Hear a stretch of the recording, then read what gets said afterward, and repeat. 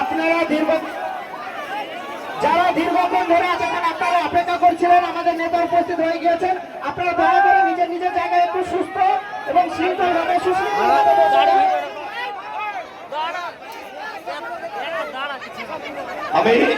আমি বলতে খারাপ লাগলেও করজোড়ে অনুরোধ চেয়ে নিয়ে বলছি, স্টেজে যারা আছেন আমাদের জেলা এবং রাজ্য স্তরের লিডার এসে পৌঁছিয়েছেন, আপনারা প্লিজ একটু স্টেজটা ফাঁকা করে দেবেন। এটা আমি বলতে গিয়েও আপনাদের কাছে ক্ষমা চেয়ে নিচ্ছি, কেউ যেন মাইন্ডে নেবেন না ভাই আমার। হ্যাঁ, তো যাই হোক, আপনার কাছে, আপনাদের সকলের কাছে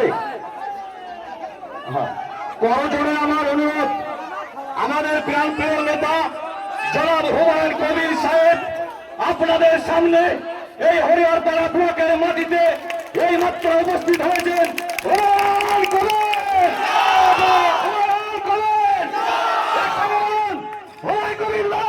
আমরা তোমার সাথে আছি, আমরা তোমার সাথে আছি।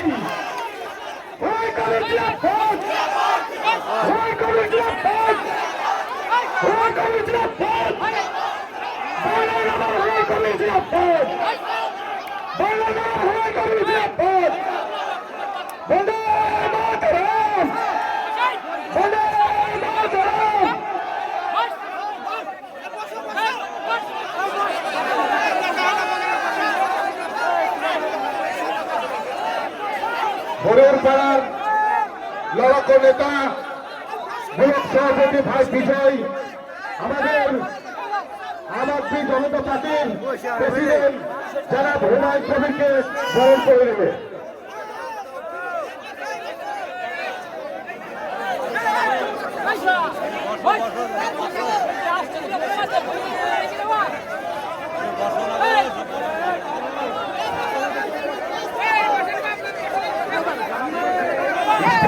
সামনেটা একটু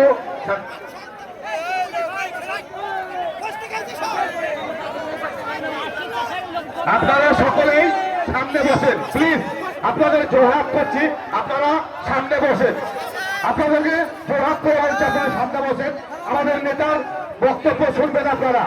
আপনারা সেই বিকাল 3টে থেকে বসে আছেন আমাদের নেতার বক্তব্য শোনার জন্য। আমাদের নেতা চলে এসছেন, আপনারা বক্তব্য শুনবেন, আপনারা একটু বসবেন, প্লিজ আপনারা বসবেন। বলছি ভাই, আমি বারবার একটা কথা আপনাদেরকে বলেছি যে আমরা তৃণমূল কংগ্রেসে বিসর্জন দিয়ে আমজনতা উন্নয়ন পার্টিতে আমরা যোগদান করেছি। আমরা চেষ্টা করব তৃণমূল কংগ্রেসের মতো যেন আমরা ব্যবহারটা না দেখাই। সামনে সাংবাদিক ভাইরা আছে, তারা লাইভ করবে, তাদেরকে আপনারা সুযোগ করে দিন। আপনাদের কাছে বড় জোরে অনুরোধ রাখছি, আর আপনারা সামনে সবাই বসে যান। আপনাদের কাছে বারবার আমি রিকোয়েস্ট করছি, যে যেখানে গোটা মাঠে চিঠি আছেন, আমাদের প্রিয় নেতা জনাব হুমায়ুন সাহেব আপনাদের সামনে এসে উপস্থিত হয়েছে। আপনারা প্লিজ টেন্টের ভেতরে এসে বসুন, আর সাংবাদিকদেরকে একটু সুযোগ করে দিন এই প্রোগ্রামটা লাইভ করার জন্য। প্লিজ আপনাদের কাছে অনুরোধ ভাই।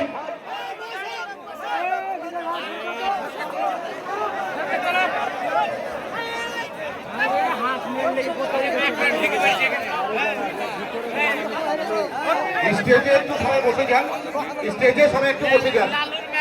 আমাদের যারা নেতা আছেন, রাজ্যের জেলার নেতা আছেন, স্টেজে একটু বসে যান। আমাদের নেতাকে একটু বসে।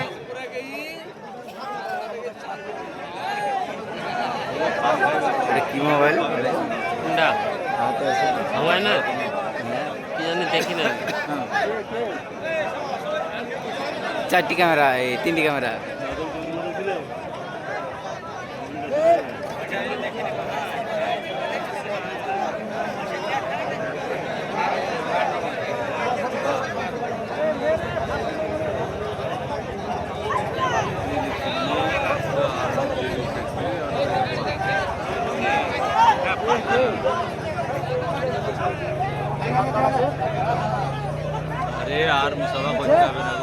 আমি আবারও অনুরোধ করছি ভাই, আমার স্টেজটাকে একটু ফাঁকা দেন। জেলার নেতা এখানে উপস্থিত হয়েছেন, একটু বসার সুযোগ করে দেন। জেলা রাজ্য স্তরের সবাই এসছে। যাই হোক, এবারে আমাদের সামনে উপস্থিত হয়েছেন বাংলার নবাব জনাব হুমায়ুন কবির সাহেব, যার মুখের কথা শোনার জন্য আপনারা দীর্ঘক্ষণ ওয়েট করছিলেন। এবারে আমাদের সামনে বক্তব্য রাখবেন বাংলার নবাব জনাব হুমায়ুন কবির মহাশয়। তাহলে দেখছি আসসালামু আলাইকুম। ভাই আমরা হরিয়ারপাড়া ব্লকের এই বিহারিয়া অঞ্চলে গোবিন্দপুর হাই স্কুলে আমরা একটা ইফতার মাহফিলের আয়োজন করেছি। আমাদের ব্লক সভাপতি বিজয় এবং আমাদের জেলা এবং রাজ্য স্তরের দায়িত্বপ্রাপ্ত আসিক ইকবাল, এছাড়াও এদের উভয়ের সমন্বয়ে এই ব্লকের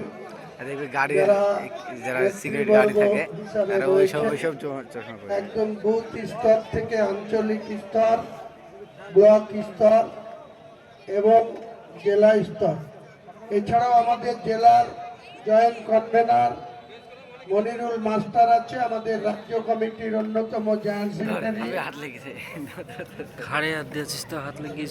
ইয়াসির হায়দার সাহেব আছে, আরো অন্যান্য নেতৃবর্গরা রয়েছে। পাশের ব্লক নওদার ব্লক সভাপতি রয়েছে আমাদের দলের। সকলকে শ্রেণীমতো আমার সালাম জানাই, আদাব জানাই। আমরা একটা পবিত্র রমজান মাসের ইফতার মাহফিলে এসছি। আপনারা যারা উপস্থিত হয়েছেন, আজকে বোধহয় 5:48 বা 49 ইফতার হবে। এখন আমরা 5:15 বাজছে।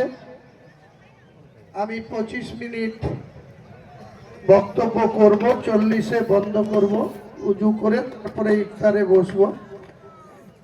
আপনাদেরও সকলকে উজু করে ইফতারে বসতে হবে। আমার মনে হয় 40 না করে 35 বক্তৃতাটা শেষ করে দিলে ভালো হবে, কারণ এতটা মানুষের উজু করে ঠিকমতো সুশৃঙ্খলভাবে ইফতার করার জন্য 10 মিনিট আগে থেকেই আমাদের বসাটা সুন্নত আছে, বা আমাদের অনেক আমরা নেকি পাবো।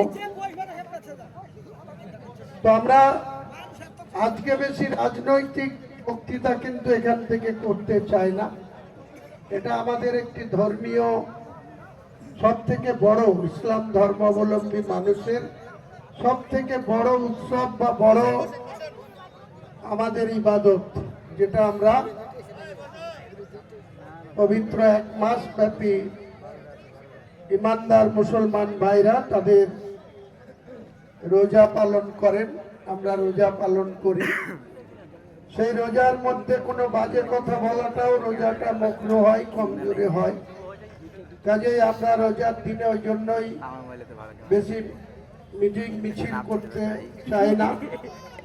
তবু আজকে এটা 3 নম্বর। গত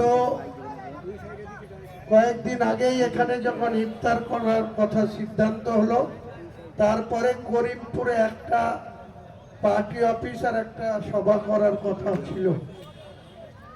করিমপুরের 1 এবং 2 দুটো ব্লক, তার মধ্যে 2 যখন কথা হলো, তারপরে 1 বলছে মরুটিয়া থানা এলাকায় সেখানেও একটা সভা করার জন্য তারা আবদার করলো।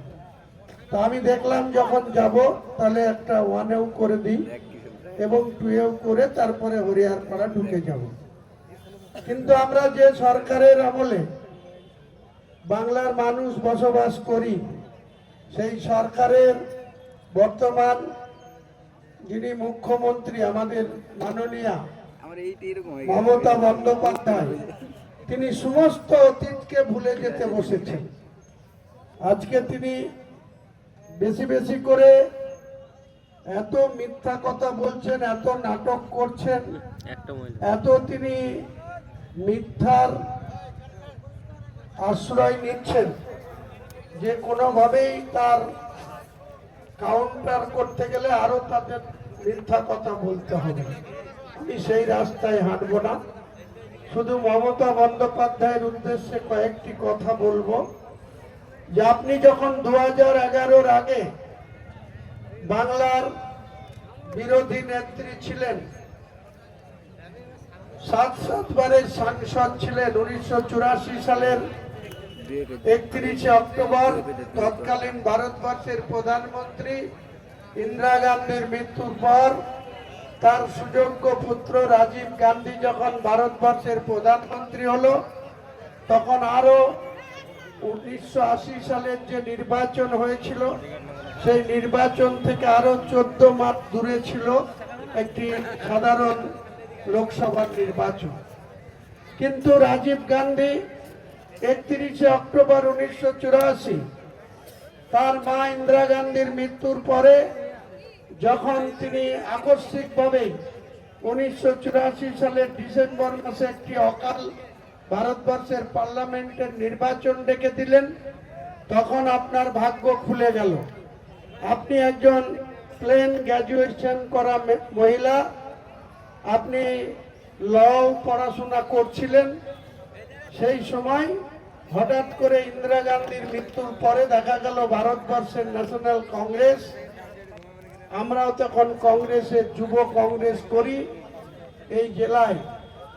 তো 1982 সাল থেকে আমরা যুব কংগ্রেস করতাম। 1984 সালের 31 অক্টোবর ইন্দিরা গান্ধীর মৃত্যুর পরে রাজীব গান্ধী ভারতবর্ষের প্রধানমন্ত্রী হলো এবং আকস্মিকভাবে 1984 সালের ডিসেম্বর মাসে যে অকাল একটা ভারতবর্ষের লোকসভার নির্বাচন হলো, তখন দেখা গেল যে জীবিত ইন্দিরা গান্ধীর থেকে মৃত ইন্দিরা গান্ধী ভারতবর্ষের মানুষের কাছে তার বেশি গ্রহণযোগ্যতা প্রমাণ পেল। কারণ আমরা দেখেছিলাম